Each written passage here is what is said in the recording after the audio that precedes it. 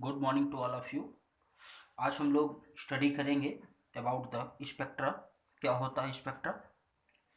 तो हमने क्या किया, ये एक प्रिज्म लिया और इससे जो लाइट हमने पास किया, सनलाइट है, तो ऐसी कंडीशन में क्या होता है, ये लाइट जो होती है ये 7 कलर्स में ब्रेक हो जाती है। और ये 7 कलर कौन से होते हैं? विबग्योर। ठीक है। तो ऐसी कंडीशन में हमको क्या मिलता है, एक रेडिएशंस का एक कॉन्टिन्यूअस पैटर्न मिलता है। और ये कॉन्टिन्यूअस पैटर्न जो होता है इसे हम लोग क्या बोलते हैं, स्पेक्ट्रा। तो स्पेक्ट्रा होता क्या है, when radiation of different different wavelength और frequencies are arranged then a pattern is obtained that is known as spectra. उसे हम लोग क्या बोलते हैं, स्पेक्ट्रा बोलते हैं। और यहाँ पर क्या है, कोई गैप नहीं है। तो गैप नहीं है तो इसे हम लोग क्या बोलते हैं बेटा, that is continuous spectra. Continuous spectra. ठीक है, कॉन्टिन्यूअस स्पेक्ट्रा। और ये एक प्रकार की क्या है, दैट इज इमिशन स्पेक्ट्रा। कैसा है, इमिशन स्पेक्ट्रा। अब कुछ इंपॉर्टेंट बातें और समझेंगे। जो रेड कलर होता है इसकी वेवलेंथ जो होती है वो लॉन्गेस्ट होती है। ठीक है, तो ये क्या होता है, लॉन्गेस्ट वेव लेंथ। यहीं पर जो आपका वायलेट कलर होता है इसका वेवलेंथ क्या होता है, दैट इज शॉर्टेस्ट। और इसका जो डेविएशन होता है वो क्या होता है, मैक्सिमम होता है। और इसका डेविएशन क्या होता है, क्या होता है बेटा, मिनिमम होता है। तो ये कुछ इंपॉर्टेंट बातें हमें याद रखनी।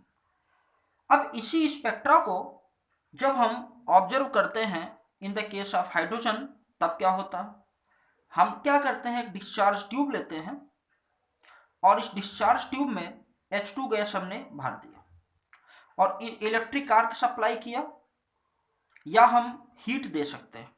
तो ऐसी कंडीशन में क्या होता है कि ये इलेक्ट्रोमैग्नेटिक रेडिएशन इमिट करता है। और ये इलेक्ट्रोमैग्नेटिक रेडिएशन को जब हम प्रिज्म से पास करते हैं तो देखते क्या है कि हमको जो पैटर्न मिलता है उस पैटर्न में कुछ जगह वायलेट लाइट मिलती है लेकिन कुछ जगह स्पेस खाली हो जाता है, कुछ जगह दूसरा कलर मिलता है फिर स्पेस खाली हो जाता है। तो यहाँ पर क्या होती है, डार्क पट्टियां मिलती हैं। तो ये क्या होता है, डिसकॉन्टिन्यूअस स्पेक्ट्रा होता है। और ये क्या होता है, दैट इज लाइन स्पेक्ट्रा। ये क्या है, लाइन स्पेक्ट्रा। और दूसरा नाम क्या है, दैट इज एटॉमिक स्पेक्ट्रा। और ये कैसा होता है, डिस कॉन्टिन्यूअस स्पेक्ट्रा होता है, क्योंकि इसमें कॉन्टिन्यूअस पैटर्न नहीं मिलता। अब ये होता क्या है ये हम समझेंगे जरा। हुआ क्या है कि हाइड्रोजन है, हाइड्रोजन को क्या मिली है, एनर्जी मिली है, इलेक्ट्रिक आर्क के से मिली है या हीट से मिली है। तो ये क्या, हीट, ये इलेक्ट्रिक आर्क से एनर्जी मिली है और ये एटॉमिक फॉर्म में क्या हो गया, ब्रेक हो गया। तब ऐसी कंडीशन में हुआ क्या है, अब इसमें इस बात को हम ऑब्जर्व करते हैं, देखते हैं। आपको बताया हमने कि ये क्या है, न्यूक्लियस है। इसका जो एनर्जी ऑर्डर है वो कितना है, -13.6, फिर कितना है, -3.4, फिर कितना है, -1.5, और कितना बेटा, -0.85। ये क्या है, दैट इज एनर्जी ऑर्डर है सेल्स का। These are energy order of the cell. ठीक है। तो अब अगर मान लीजिए हमने यहां से क्या सप्लाई किया, हीट सप्लाई किया, क्या किया, हीट सप्लाई किया। तो ऐसी कंडीशन में क्या करेगा, एनर्जी को एब्जॉर्व करेगा। तो एनर्जी को एब्जॉर्व करेगा तो जो इलेक्ट्रॉन मूव कर रहा है ये क्या करेगा, हायर एनर्जी स्टेट में जाएगा। और ये जो एनर्जी लेता है, हीट लेता है, वो क्वांटाइज्ड फॉर्म में लेता है। या इनके बीच एनर्जी का डिफरेंस कितना है, 10.2। और इनके बीच कितना है, दैट इज 1.9। इनके बीच कितना डिफरेंस है, 0.65। इसका मतलब अगर आप एनर्जी देते हैं, अगर इलेक्ट्रॉन हमारा पहले सेल में है तो उसको कितनी एनर्जी चाहिए, 10.2 देंगे, तब वो क्या होगा, सेकेंड सेल में जाएगा। और अगर इन दोनों को ऐड करने पर जो एनर्जी मिलेगी तो यहाँ पर जाएगा। लेकिन अगर इससे ज़्यादा आप देते हैं तो हायर एनर्जी लेवल में वो क्या करता है, मूव कर जाता है। तो मतलब जो एनर्जी एब्जॉर्ब करता है वो क्वांटाइज्ड फॉर्म में एब्जॉर्ब करता है, एक डिफिनिट अमाउंट में ही एब्जॉर्ब करता है इलेक्ट्रॉन। इस बात को हमें ध्यान रखना। तो इलेक्ट्रॉन क्या हुआ, ये जब लोअर एनर्जी स्टेट से हायर एनर्जी स्टेट में जाता है तो यहाँ पर ज़्यादा देर नहीं रुक पाता है एक्साइटेड स्टेट में, थोड़ी देर बाद ये क्या होता है, रिटर्न होता है। और जब रिटर्न होता है तो इलेक्ट्रोमैग्नेटिक रेडिएशन को इमिट करता है और वे हमें लाइंस के फॉर्म में मिलती हैं। तो इसी चीज़ को हमें ध्यान रखना है कि जो इलेक्ट्रोमैग्नेटिक रेडिएशंस जब ये इमिट करता है, बाहर निकालता है, तो ये कौन कौन से लाइंस होती हैं, इन्हीं को हमको स्टडी करना है।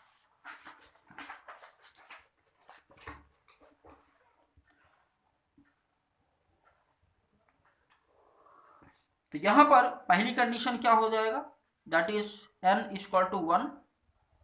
फिर इसके बाद n इक्वल टू कितना हो जाएगा 2, ठीक है।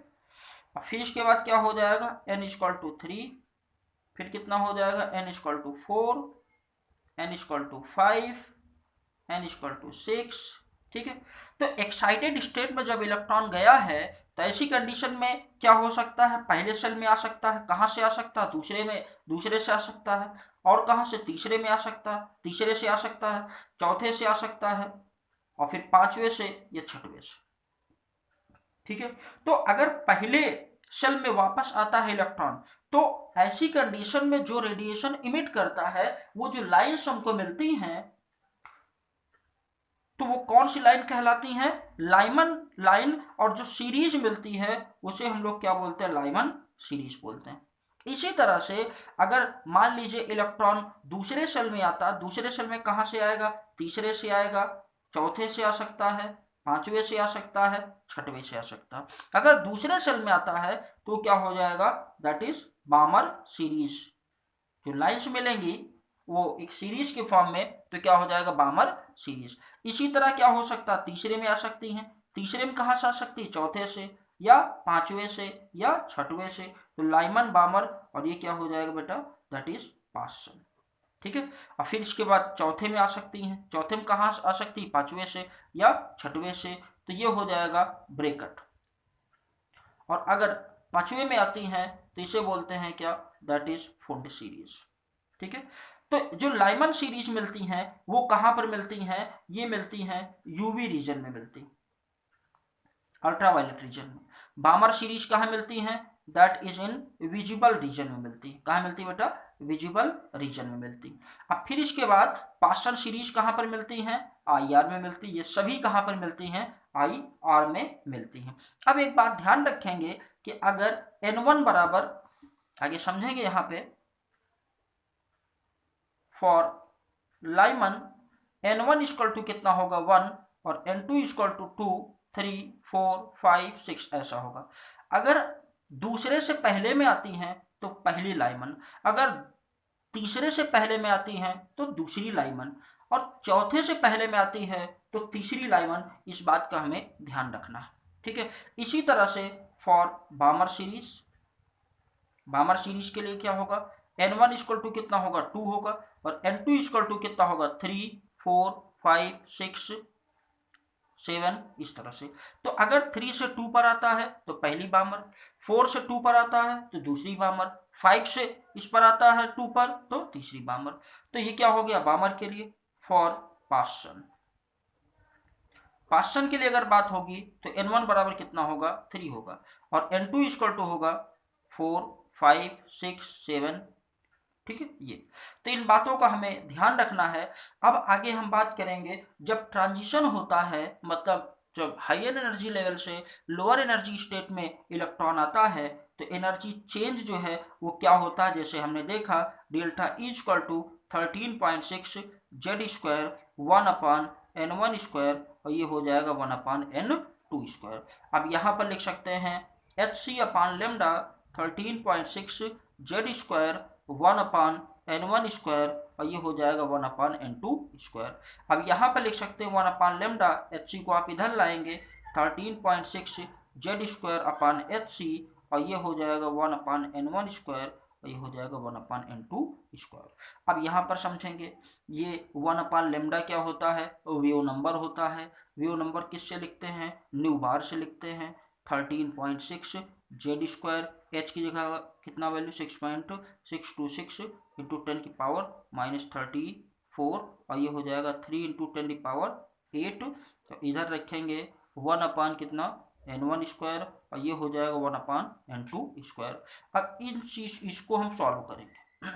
सॉल्व करने पर क्या मिलता है, न्यू बार इक्वल टू 109,677, ये होगा z², और 1/n1², और ये होगा 1/n2²।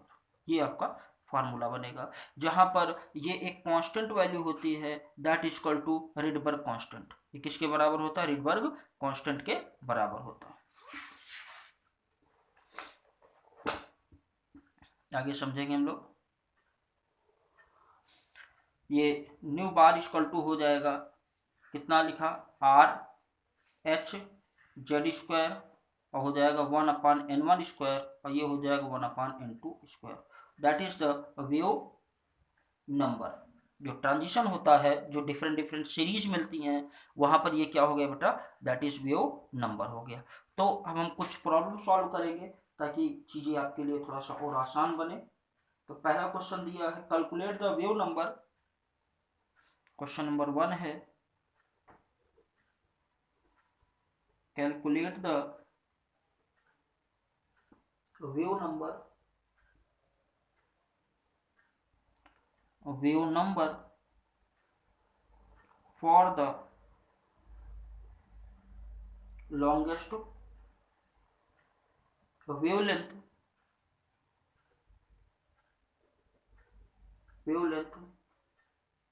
transition in the Balmer series of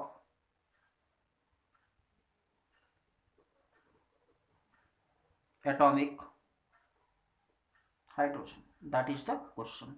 हमको वेव नंबर बताना है लॉन्गेस्ट वेवलेंथ के लिए जब ट्रांजिशन होता है बामर सीरीज में। तो बामर सीरीज के लिए आप क्या करेंगे, पहले तो फार्मूला लिखेंगे, nu bar equal to that is R, और हाइड्रोजन है, फॉर हाइड्रोजन तो Z इक्वल टू कितना होगा 1 RH, और ये हो जाएगा 1/n1², और ये हो जाएगा 1/n2²। That is the formula.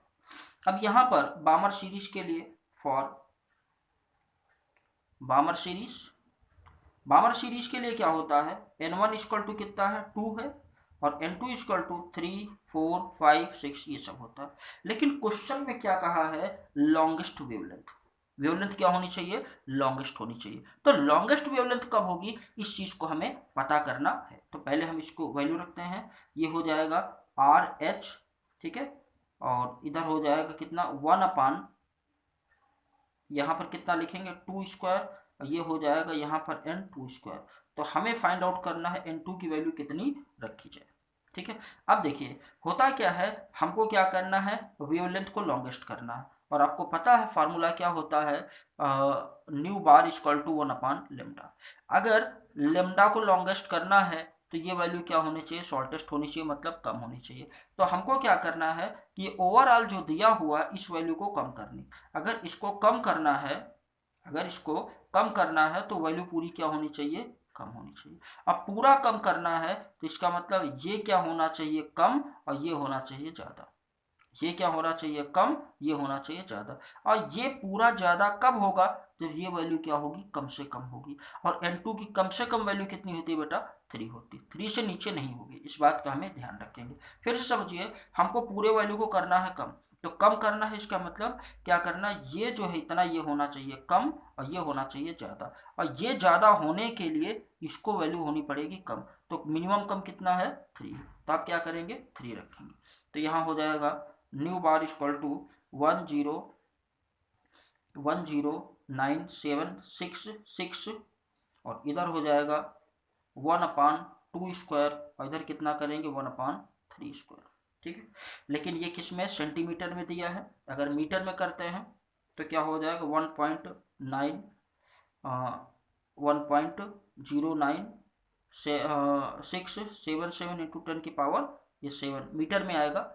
और इधर कितना हो जाएगा 4 और 1 बाई कितना हो जाएगा 9, तो 1.0967 इंटू 10 कितना हो जाएगा 7, और ये हो जाएगा 36, और इधर 9 माइनस 4 ये हो जाएगा इतना into 5 divided by 36।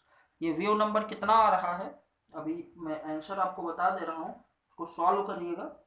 1.523 into 10⁻⁶, that is in metre inverse, ये आपका आंसर।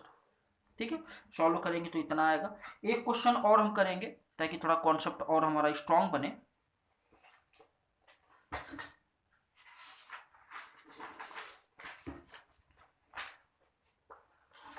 क्वेश्चन नंबर सेकंड हम देखते हैं।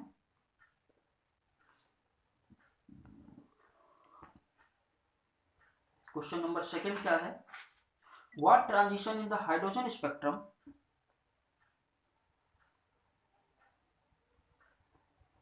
क्वेश्चन है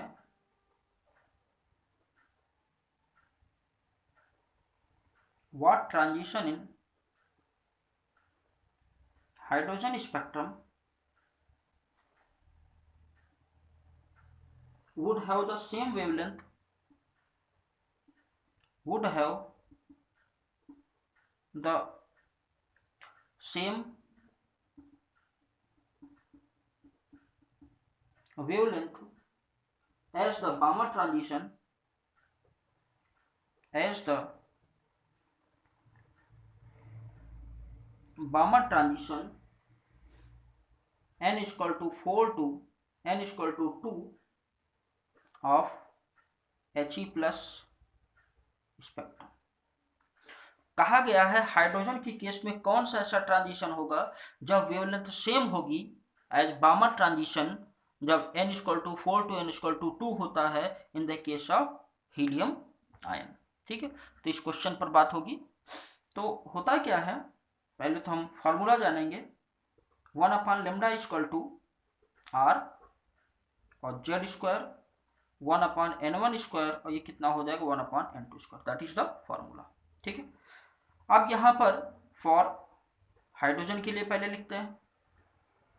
हाइड्रोजन के लिए क्या होगा 1/h इक्वल टू r कितना हो जाएगा 1 स्क्वायर, और यहाँ पर n1 स्क्वायर, और ये क्या होगा n2 square.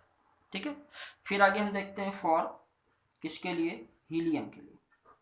1/He plus equal to r कितना हो जाएगा 2 स्क्वायर होगा, क्योंकि एटॉमिक नंबर कितना होता है हीलियम के लिए 2 रखते हैं, और ये हो जाएगा n2 4 और n1 कितना 2, तो ये हो जाएगा 2 स्क्वायर और ये हो जाएगा 4 स्क्वायर। ठीक है, अब इसके बाद क्या करते हैं, कहा गया है कि वेवलेंथ दोनों का बराबर होना चाहिए, तो क्या बताएंगे, as given in the question, जैसा क्वेश्चन में दिया गया है 1/λh equal to 1/λhe plus, दोनों वैल्यू रखेंगे, r 1 स्क्वायर 1/n1 स्क्वायर और 1/n2 square, that is equal to r 2 square, और यहाँ हो जाएगा 2 की पावर 2 एंड 4 की पावर 2, तो z से z r से r कैंसिल आउट हो जाएगा, 1/n1 स्क्वायर और 1/n2 स्क्वायर, यहाँ पर हो जाएगा कितना 2 स्क्वायर डिवाइडेड बाई 2 स्क्वायर, या 2 square divided by 4 square.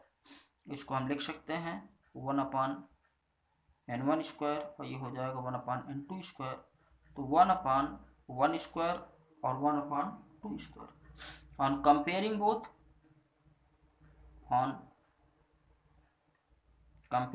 Both, तो n1 बराबर कितना हो जाएगा 1 और n2 इक्वल टू कितना हो गया 2, दैट इज योर आंसर। तो इस तरह से हम क्या करेंगे, चीज़ों को सॉल्व करेंगे, तो आई थिंक आपको समझ में आ गया होगा। तो फिर से देख लीजिए आप, क्वेश्चन में कहा गया कि हाइड्रोजन का कौन सा स्पेक्ट्रम होगा जिसके लिए वेवलेंथ उसी तरह का होगा जैसे हीलियम का बामर सीरीज में n4 से कहाँ जाता है n2 पर जाता है। तो ये फार्मूला दिया गया है 1/λ equal to rz square 1/n2 square minus 1/n N1 square minus 1/N2 square. Hydrogen के लिए वैल्यू रखी, हीलियम के लिए, दोनों को हम क्या करते हैं, कंपेयर करा देते हैं। तो इस तरह से हमने क्या कर लिया, ये पढ़ लिया स्पेक्ट्रम के बारे में।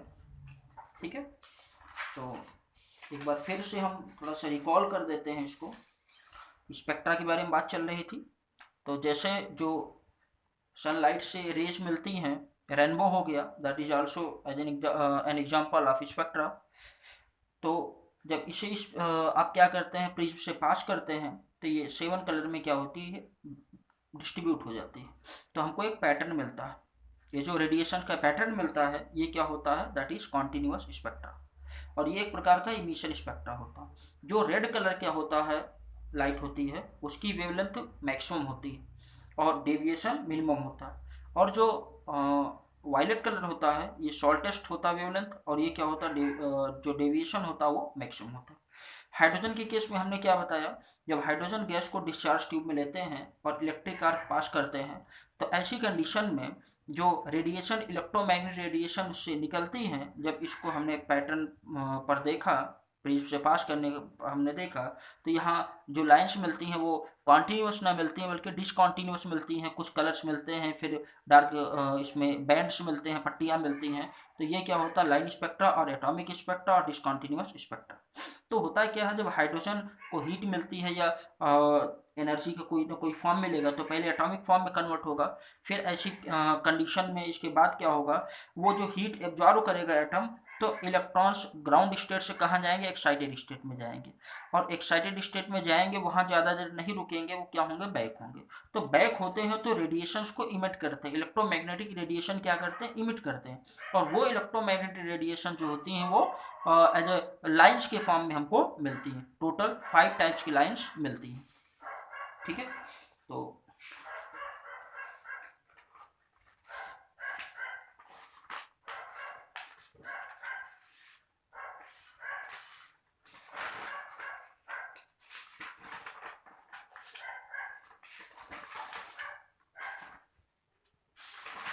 एक इम्पोर्टेंट बात हम और करेंगे आपसे, यहाँ पर यूवी रीजन में लाइमन सीरीज और विजिबल रीजन में बामर सीरीज, पास्सन, आईआर। यहाँ इसको याद रखने का एक तरीका आप याद रखेंगे, ये क्या है, हम तुम लाइमन से मिलकर बामर को देखेंगे। इसका मतलब क्या हुआ, हम तुम का मतलब यूवी। तो यूवी रीजन में क्या मिलती हैं, लाइमर सीरीज मिलती हैं। और देखना मतलब क्या हुआ, दैट इज विजिबल रीजन। क्या होता है, विजिबल। तो बामर जो सीरीज मिलती हैं वो कहाँ मिलती हैं, विजिबल रीजन में मिलती हैं। इस बात का हमें ध्यान रखना। ठीक है, तो ये तो हमने क्या पढ़ लिया, दैट इज द स्पेक्ट्रम। अब जो बोहर का मॉडल है, उसने हाइड्रोजन स्पेक्ट्रा को बहुत अच्छे से एक्सप्लेन किया, 1 इलेक्ट्रॉन सिस्टम को बहुत अच्छे से एक्सप्लेन किया। लेकिन एक से ज़्यादा इलेक्ट्रॉन अगर होंगे तो वहाँ पर जो है वो बोहर का मॉडल जो है, ये स्पेक्ट्रा हम एक्सप्लेन नहीं कर पाते हैं। और बोहर्स का जो मॉडल है उसका कुछ ड्रॉबैक्स भी है। वो कौन कौन सा ड्रॉबैक है, this is applicable for only single electrons. ये किसके लिए अप्लीकेबल है, सिंगल इलेक्ट्रॉन्स के लिए अप्लीकेबल है। और क्या बात बताई, ये जो हमको लाइन्स मिलती हैं, इन लाइंस को अगर इलेक्ट्रिक फील्ड और मैग्नेटिक फील्ड से हम पास करते हैं, तो ये फर्दर जो होती हैं छोटी छोटी लाइंस में ब्रेक हो जाती हैं। तो इस बारे में बोहर्स नहीं बता पाए।